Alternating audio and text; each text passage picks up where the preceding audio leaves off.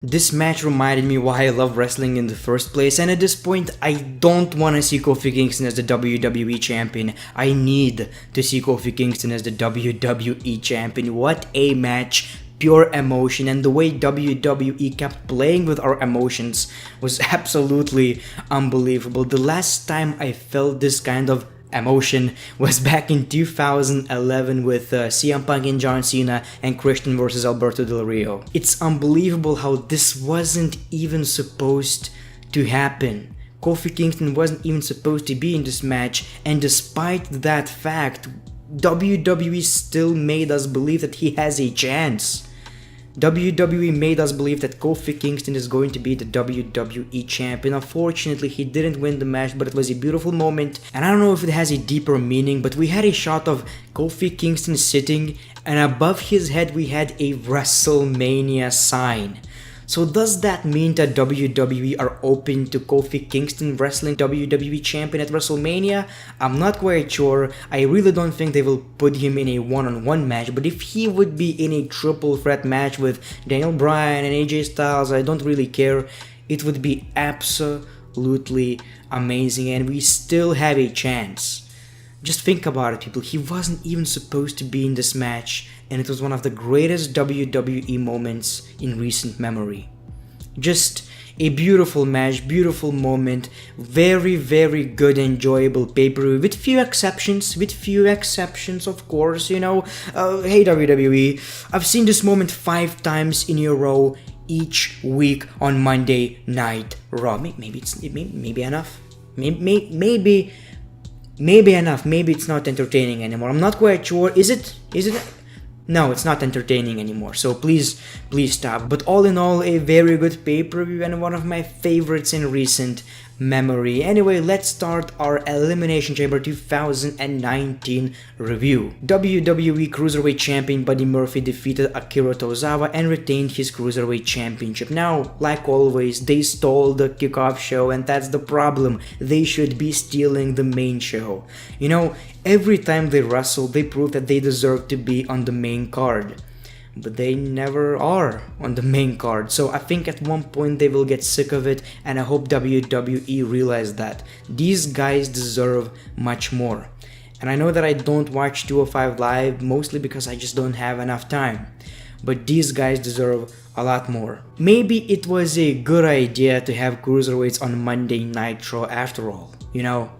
Not quite sure about this decision by the WWE. Anyway, Buddy Murphy won, a very enjoyable match. Let's move on to the main show. The Boss and Huck Connection won the WWE Women's Elimination Chamber match to become the first ever Women's Tag Team Champions. The first thing we wanted to see is how are people going to react to Carmella, and of course we got a few Corey Graves chants. Anyway, this match was surprisingly very good. Few highlights from this match. Sonya Deville, Mandy Rose, Sasha Banks, and Bayley actually started and ended the match. Really surprised that WWE decided to give this push to Sonya Deville and Mandy Rose, and props to Mandy Rose, she's improving very quickly, and she proved that she's in the WWE not only because of her looks. I really appreciated her work.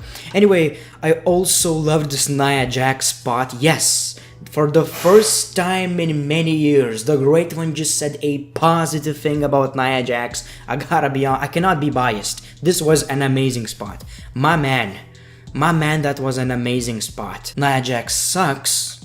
She will always suck, but she sucks a little bit less. And that's a positive. The Iconics eliminated Fabulous Glow. Jax and Tamina eliminated the Iconics with stereo Samoan drops. Yeah, I can't get enough of these Samoan drops. Thank you, Nia Jax. More of Samoan drops, please. Please, more of them. And then they eliminated Riot Squad with a super fly splash from Tamina. I've said it before, but no one does a worse high flying move than Tamina. It looks absolutely ridiculous. What the fuck? Of course, then we got this Nia Jax spot, and then Boss and Huck Connection and Fire and Desire eliminated Mac and Cheese by pinfall with all 4 women covering Tamina. Pretty cool spot, but I would imagine Nia Jax getting covered by 4 other women. Am I wrong in this? Is she not a bigger girl? A little bit. Anyway, the ending was pretty cool as well, because just like I've said, Mandy Rose and Sonya Deville at the ending was really surprising to me, and I'm really sold on their work. Sasha Banks and Bayley won with a bank statement, and it was a pretty cool, emotional moment. You know, first ever women's tag team champions, it really looked like it meant something for them, which is something I really appreciate. But, you know, I'm still not that sold on the idea, because I don't know if it's going to last. Because most of the time when WWE are risking with these kind of things, you know, introducing new championships and new brands, they really just give up on them in like a couple of months or even weeks. So I hope that this is gonna lead to something. But the fact that the next rivalry is Tamina and Nia Jax versus Boss and Hell Connection, it just pisses me off. Man, the Usos defeated The Miz and Shane McMahon. The Usos know how to get the WWE Tag Team Championships, especially Jimmy Uso. A very unique way to get to the top, but it worked. Anyway, of course, they deserve the WWE Tag Team Championships, two of my favorite guys on the roster. And this whole Shane McMahon hate is unnecessary anymore. Yes, he's the best in the world. Let's try to forget about it. But whenever Shane McMahon is in a match, we're getting some amazing entertainment. I mean, my man did his signature maneuver twice, and then he jumped with a flying elbow on the announce table. Shane McMahon is the man. And we got this weird finish of The Miz doing a skull-crushing finale, 1-2, kick out into a some kind of roll-up, 1-2-3, the Usos are the new WWE SmackDown Live Tag Team Champions. He did not sold the move from what it seems like, so that's a bit of a problem, I guess. Who cares really? It took us off guard. I really loved it. It was really shocking and surprising, so I'm glad that we got it. I was pretty sure that The Miz is about to turn heel. He was really disappointed, but surprisingly nothing really happened. The Miz is angry, and I'm pretty sure this is going to lead to a WrestleMania match. We all know that, but I wonder who's going to be the heel at WrestleMania. Let me know your thoughts in the comments below. Finn Balor defeated Bobby Lashley and Lio Rush to become the new Intercontinental Champion. I didn't even know that it was a handicap match. I was shocked. Did I miss it on Monday Night Raw, or was it announced before the show? Anyway, this felt like watching Monday Night Raw, which is most of the time a negative emotion. Nothing really exciting in this match, but Lio Rush tagged Bobby Lashley in hopes to cover Finn Balor. However, Finn Balor capitalized on it and won the match, and by the way, he won the Intercontinental Championship. Bobby Lashley beats the crap out of Lio Rush after the match, but on Monday Night Raw they are friends again. Spoiler alert. Anyway, Finn Balor is the Intercontinental Champion. Is not the worst thing that could happen. However, one thing I couldn't get my eyes off was Finn Balor's cock. I know many of you will say, why are you staring? I wasn't staring at it. It was staring at me. This guy had a... It was really distracting. You know, I wasn't looking at his cock. The cock was looking at me. I don't know, I'm still thinking about it. The way he just positioned it in his trunks, it was weird. And WWE did these close-ups with the cameras and shit. Oh my god. The cock was really visible. Raw Women's Champion Ronda Rousey defeated Ruby Riott and retained her Women's Championship. I really loved Ronda Rousey's attire. It was inspired by Mortal Kombat because she is the voice actor of a character, and I really loved her hair. It was just simple. For the first time ever, Ronda Rousey's hair didn't look like a part of a jungle. We also got Charlotte on commentary, and this was a squash match. My question is, why this match even needed to happen? Why this was a part of a show? For what? Who's genuinely excited for Ronda Rousey versus Ruby Riott?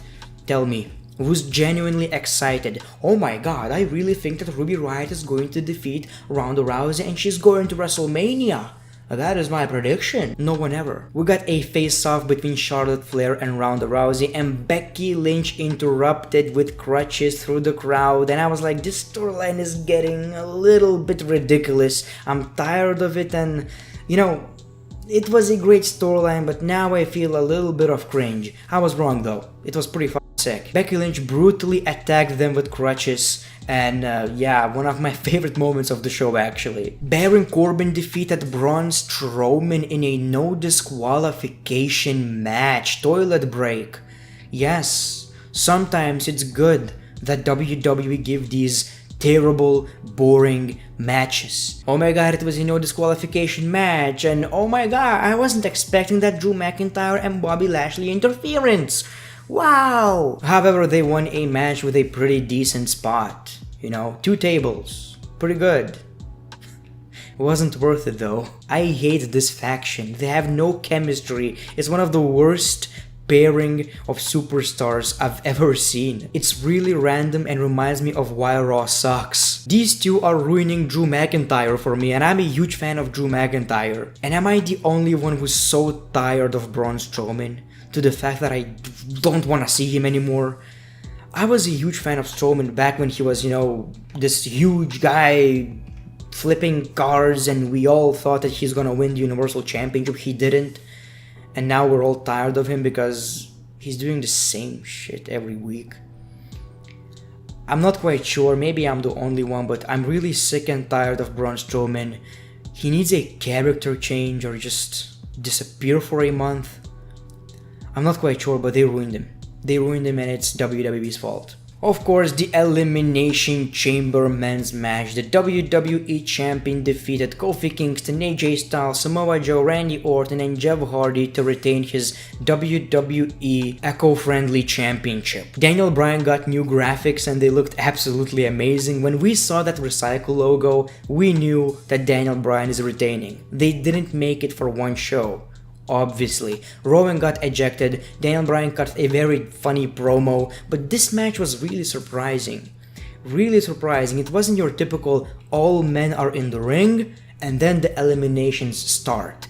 It wasn't like that. By the time Randy Orton came into the ring, we already had 2 eliminations. Daniel Bryan and Samoa Joe started the match, then Kofi Kingston came in, AJ Styles came in, and Samoa Joe got eliminated by a phenomenal forearm. Jeff Hardy comes out at 5th and he got eliminated by Daniel Bryan. Randy Orton comes out at 6th and we already had 2 eliminations in Jeff Hardy and Samoa Joe. We're down to Randy Orton, AJ Styles, Kofi Kingston, and Daniel Bryan. AJ Styles was eliminated by an amazing springboard cutter type of KO, looked amazing. And then Kofi Kingston eliminates Randy Orton. There's deeper meaning in that. Back in 2009, Kofi Kingston was supposed to get a huge push, but during a Randy Orton vs Kofi Kingston match, there was a lot of miscommunication and Kofi Kingston was supposed to take a punt kick from Randy Orton. He didn't realize that. Randy Orton even attempted to let him know a couple of times, but Kofi Kingston still failed.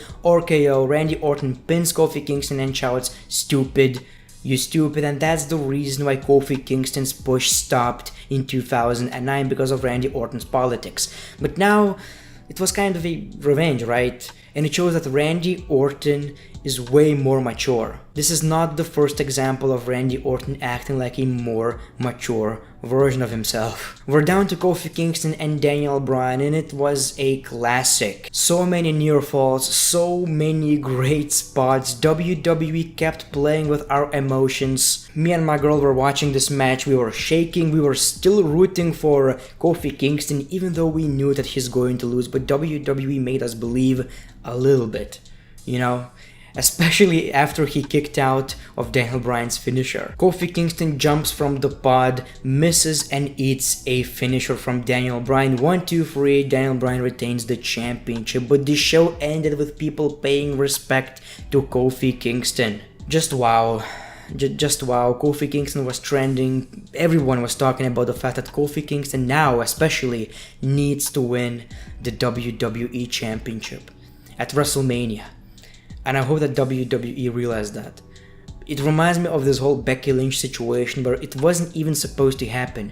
Charlotte Flair was supposed to be in Becky Lynch's spot. And this is the same thing.